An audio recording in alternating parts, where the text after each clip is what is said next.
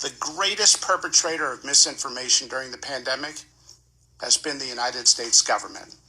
Misinformation that COVID was spread through surface transmission, that vaccinated immunity was far greater than natural immunity, that masks were effective. Now we have the definitive Cochrane review. What do you do with that review? Cochrane is the most authoritative evidence body in all of medicine and has been for decades. Do you just ignore it, not talk about it?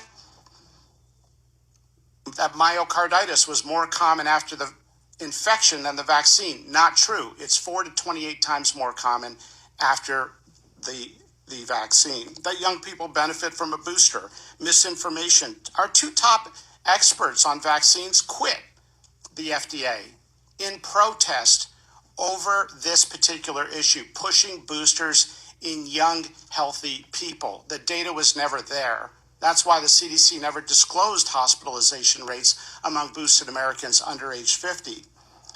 The vaccine mandates would increase vaccination rates. The George Mason University study shows it didn't. It did one thing. It created never vaxxers who are now not getting the childhood vaccines they need to get. Over and over again, we've seen something that goes far beyond using your best judgment with the information at hand. We've seen something which is unforgivable, and that is the weaponization of medical research itself.